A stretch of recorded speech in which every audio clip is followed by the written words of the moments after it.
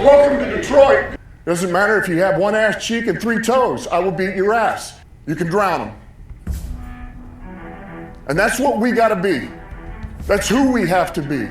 Because that's our domain. That is our domain. Because we'll tread water as long as it takes to fucking bury you. Takes the snap, turns, gives to Montgomery, right side, end zone, touchdown, Detroit Lions! Yes. We are driven by Detroit. Hello, Detroit Lions friends, fans, and family members. Welcome on back to yet another episode of MCM Motor City Mania. I'm your host, David T. Pike. And as always, we're diving on in. So, folks, I'm going to tell you something right now.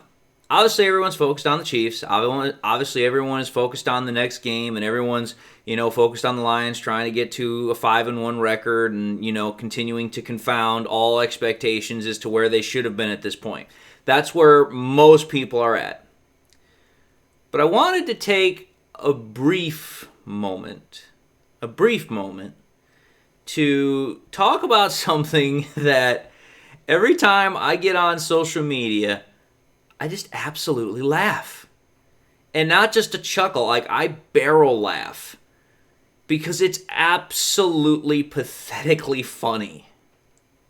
And what am I specifically referring to is that the Green Bay Packer fans, they are just absolutely losing their minds. I mean, you go on social media, you go on Twitter, you go on Facebook, these fans of the Packers, they just cannot cope. They are just absolutely besides themselves with the fact that the Detroit Lions are actually, number one, the top team in the NFC North. Number two, they're tied for the number one team in terms of record in the entirety of the NFL. And number three, that the Lions are in most people's power rankings the best team in the NFL. And it's so ironically funny to be in this position because the Packers, for the last couple of weeks up until this point, they have just wanted to keep milking that first game of the season for all its damn worth. Like, ever since that game, they have just milked and milked and milked that damn thing for literally every cent they possibly can get out of it. And it feels like an eternity ago since the Lions lost that game 13-27 against the Packers. But since then, while both teams and both franchises, as far as the actual organizations, they've moved on, they're on to their next games, they're on to their next opponents, the fans themselves, most of the Packers fans, they have not moved on. Like, they keep holding on to that game as if it is just, the last of something great, and they just cannot let it go. Each week, and I mean this, each and every week, Packers fans have continued to try and dog the Detroit Lions, try and tear them down for that one particular game. And on top of that, every single week, they've also tried to say, the Lions are going to lose this game. They're going to lose this game. They're going to lose that game. They're not going to be able to win. They're going to come back down to earth, and, the Packers are still the kings of the North. But yet, every single week, the Lions have continued to stymie and block Packers fans' ability for satisfaction at another Lions defeat. And what makes it funny is not only have the Lions completely, stymied, blocked, and just pretty much, rejected the Packers fans to absolutely have any sort of satisfaction at that, the Packers' fortunes themselves have rapidly deteriorated while the Lions have rapidly risen. Think about this. In the first 2 weeks of the season, you could not swing a dead cat damn near anywhere without somebody talking about the Packers being the potential Super Bowl contenders because of just how the first 2 weeks of the season they looked the part. They had gone 2-0. They'd beaten the Lions. They'd beaten the Commanders, two teams that went in the playoffs last year. It was like everybody was talking about how the Packers were possibly going to get their chance of winning another Lombardi trophy and, continue the tradition of Jordan Love being 27 years old, trading for or acquiring a defensive superstar to go with it. Like, that was literally everywhere. Everybody was talking about it. But what's funny is that since that week 1 matchup against the Detroit Lions, the Packers have gone 1 win, 1 loss, and 1 tie. A straight 1-1-1. Whereas the Lions since then have gone 4-0. And I know for Packers fans, they're going to be like, oh, well, we've won against 2 teams that have winning records. Who have you beaten that has a winning record? Last I checked, it doesn't matter if you have a winning record or not. What matters is, did you actually win the damn game? Because, what's as important as winning games against teams that are good is also winning the games against teams that are bad that, by the way, you're supposed to win against. Which, correct me if I'm wrong here, the Packers' 1 loss of the season is against a team in the Cleveland Browns that, that's right, the Lions have beaten and the Vikings have beaten. So far, the only other NFC team or NFC North team that has not played the Browns is the Bears. And if the Bears wind up beating the Browns, which I'm going to say this right now, out of all things I never thought I would hope to say, I just hope in somewhere deep in my heart of hearts that the Browns actually lose to the Bears, so then that way we can dog Packers fans for the rest of the season on that little note. But other than the fact that the Lions have gone 4-0 since that game and the Packers have gone 1-1-1, think about how the Lions have absolutely performed in those games. It's not like the Lions are barely beating those, those teams that Packers fans want to say are really, really bad. They've been murdering them. Since that matchup against the Packers in week 1, the Lions have scored 161 points, which is a 40.3 point game per average. In 4 games, that means we are scoring at an absolutely unprecedented clip. The Packers, in the 3 games they've played since that matchup, they've scored a mere 77 points, with more than half of those points coming up against the freaking Cowboys in the last game that they played, which was, by the way, a tie. And that 77 points over 3 games is only a mere 25.7 points on average. So think about that. Just let that one sit in the old cranium there for a minute. That's not only a massive difference of 84 total points between the two, but that's also a difference of 14 points more per average per game. Now, yes, I understand the Lions have played an extra game, but I don't care who you are. Even with the Dolphins' most recent game where they scored 70 points, you're not putting up 84 points in a game. This ain't Madden.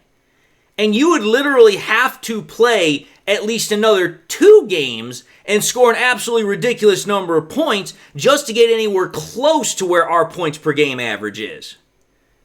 That right there ought to just tell you the sheer proclivity and the sheer ridiculousness of the Lions, team versus what the Packers are doing. And then, think about this. You want to know what the point difference is in the games that we've played versus what the Packers have played? Oh, that's right. In 1 extra game, the Lions have a point differential of 76. That means that we have scored 76 more points than the opponents that we've played. You want to know what the Packers has been in the 3 games that they have played? It's a measly 6 points differential. 76 versus 6. That's absolutely crazy. In 1 extra game, we have literally outperformed the Packers in terms of point scoring on a level that's ridiculous. We've had 1 extra game, and we have scored 84 more points than the Packers as a total. We have 14 more points per extra per game than the Packers as a total. And in terms of point differential, in terms of how well our offense is working versus how well our defense is working, we have a point differential of 76 versus the Packers only having 6. I mean, dude, cry a little more, Packers fans, but the stats don't lie. You're not anywhere close on the Lions level. So that's one thing right there. Then, let's think about this as well. Again, I pay attention to a lot of stuff that comes out of, social media. And one other thing that Packers fans cannot seem to help themselves but just continue to go over is how they want to say, oh, well, Jordan Love's the best quarterback in the NFC North. He's one of the best quarterbacks in the NFL, blah, blah, blah, blah, blah. And it's like, dude, who the hell are you trying to kid? Like, seriously, who the hell are you trying to kid? Let's just call for what it is here. In Jared Goff, since week 1, you want to know what his stats are as a quarterback? He has completed 73.6% of his passes for almost 1,000 yards, 9.1 on average a throw, 11 passing touchdowns for a 10.4 touchdown pass touchdown percentage rate per throw, 1 interception for a less than 1% interception rate percent per throw, for 131.9 passer rating. Okay, let that one sink there. Because, where's Jordan Love at? Again, -1 extra game, but still, Jordan Love's only at 68.7% completion rate. Has only a little over 800 yards. Has a whole yard lower average with an 8.2 average per throw. Has 5 less passing touchdowns than Jared Goff. Has a 6.1 touchdown percentage rate per throw. He has the same amount of interceptions, but his interception percentage rate is a little bit higher, 0.1% higher. And his passer rating is significantly lower than Jared Goff at a 109.5. Oh, and I know this. If you want to realistically talk about how Packers fans are going to want to say, well, you're not comparing apples to apples. Jared Goff's had an extra game. Okay, fine. I'll spot you a game. Let's take off the game that Jared Goff just played against the Bengals. You want to know where Goff's stats are then? Pretty much still better. Think about this. If you take off the Bengals game, Jared Goff has still completed 71.1 completion percentage rate. He's got 704 yards, so he's a little bit less than Jordan Love, but not by much. He still has a better passing average of 8.5. He still has more passing touchdowns with 8. Still has a better pass touchdown percentage rate per throw with a 9.6. Still has 1 interception. Oh, yeah, his interception percentage rate per throw is higher by 0.2%, but his passer rating is still higher too at 123.8. So it's like, I can even spot you a game, and Jared Goff is still playing better than your quarterback. And think about that. With the last 4 games, not only has Jared Goff performed better in the time since that first week 1 game, but even if I take off a game and spot it for the Packers fans that want to cry into their pillows with crocodile tears, Jared Goff is still better than that. And that is with the fact that the Lions have a new offensive coordinator that Packers fans wanted to dog all damn freaking for the first week after we lost that game and all offseason. And supposedly they wanted to say we had a bad offensive line, but yet that offensive line has been playing at an absolutely stellar level despite all of the shuffles that it's had to go through the first 5 weeks of the season, which includes, last week we didn't have Taylor Decker, we've had 2 brand new guards, and we've had to move Graham Glasgow from guard to center. Yet Goff has still played better than Jordan Love in comparison to not only all of the games since week 1, but even if you spot the Packers fans that 1 game recently against the Bengals and you take that off, he's still playing better.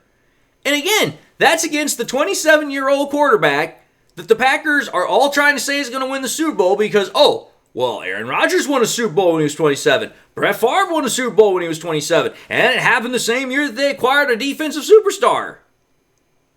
I mean, if you realistically want to think about it, Jared Goff, despite all of these things, is still playing better than their supposed quote-unquote elite quarterback, who, don't get me wrong, Jordan Love has had a pretty damn good year so far. But is he on Jared Goff's level? Not even close. It's not even close.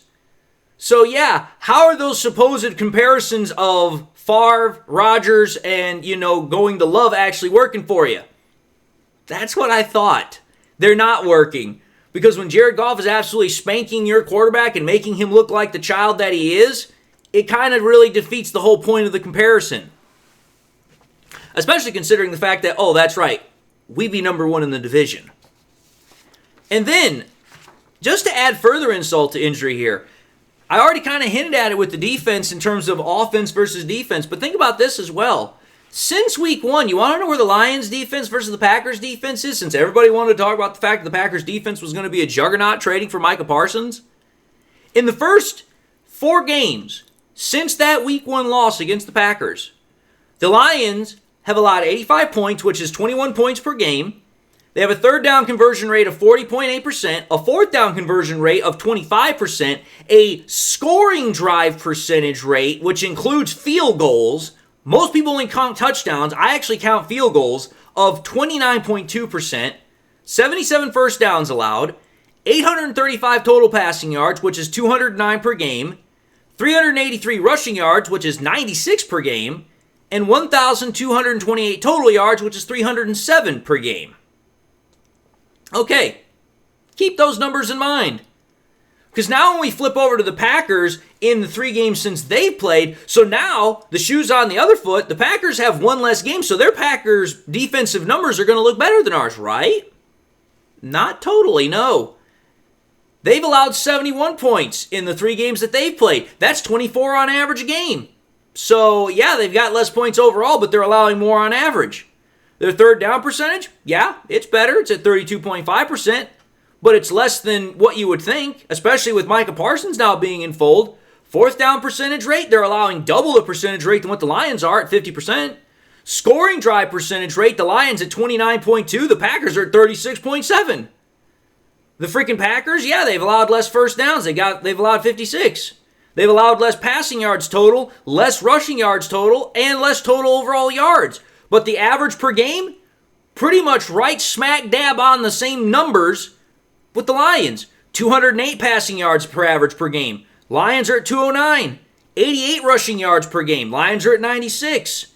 295 total yards per game. Lions are at 307. So even though you traded for Micah Parsons, it really isn't making that much damn bit of a difference. Oh, and let's remember something here. The Packers, Micah Parsons that you traded for, where are his sack totals compared to, oh, that's right, Aiden Hutchinson and even Al-Quadin Muhammad? They're lower. And also consider this little fact. The Lions are ranked 2nd in the NFL in total sacks. Where are the Packers? I can tell you this right now, they ain't at number 2, and they sure as hell ain't at number 3. So what I just proved there, in terms of our offense, in terms of our quarterback, in terms of their defense to our defense, is that, oh my God, we are better across the board. Who would have thought of that? And going back to the defense more specifically, what we see there with those defensive number comparisons is that even though the Packers have played in 1 less game, their stats aren't better. They are, if anything, if you really want to try and push that, they're marginally better at best. And again, that's after trading for Micah Parsons. And the fact of the matter is that the Lions' numbers are in essence right there with the Packers. The Lions still do have things that are better than them that are absolutely ridiculous. We have only 14 points more despite playing 1 extra game than the Packers. 14 points is not a hell of a lot, especially for 1 extra game. We have a significantly better score drive percentage on defense and fourth down percentage on defense. And we have nearly, as I said, identical averages in all of the yards per game to the Packers. And think about this. Think about this. If you were to add the averages that the Packers have to where they were to then now give the Packers a 4-game to 4-game comparison, you want to know where the Packers' numbers would actually be? Oh, it gets even better. They'd have 95 points. That'd be 10 more than the Lions. They'd have 831 total passing yards given up. That would be literally only 4 less than the Lions. They'd have 353 rushing yards. That would only be 30 less than the Lions. They'd have 1,182 total yards. That would be like, 40 or 50 less than the Lions. So, let's call this for what it is. The Packers are crying and they can't cope with the fact that the Lions are more successful than them, despite the fact, oh, that's right, we have an injury problem with our cornerbacks. On top of that, we have a completely new interior offensive line. We have a completely new defensive coordinator, and we have a completely new offensive coordinator. But yet, despite all the things that Packers fans wanted to say were going to be the ruin of us, we have still performed better than them. We have more wins. We've won 4 in a row. The Packers only were able to win 2 in a row. Yeah, think about that. So Packers fans, just to give you all the little message here, shh, y'all ain't as good as what you thought you were. Y'all literally got all hyped up because you traded for Micah Parsons, and you all believed all the hype from all the social media elites and the talking heads. And, oh, that's right, you couldn't beat the Browns, which we beat. You lost to them by 3 points. We beat them by 24. And you tied with the Cowboys when, oh, that's right, Micah Parsons was returning back to Dallas to supposedly absolutely smoke the Cowboys. And you guys tied. So, yeah, you're not really all that good. So, sit your asses down and shut the hell up. You're still second to daddy in the league and in the NFL, which is us. Learn your place. But anyway, folks, I just had to have this conversation because Packers fans are absolutely going crazy in social media circles trying to downplay the Lions' success. And it's like, oh no, you're not going to downplay the success with me. You're not going to. If there's one thing I do better than anybody else, it's I find the stats, I find the facts, and I absolutely put them center stage, and I will make you have to open your eyeballs if I have to peel them back myself and have you recognize it and acknowledge it, whether you like it or not.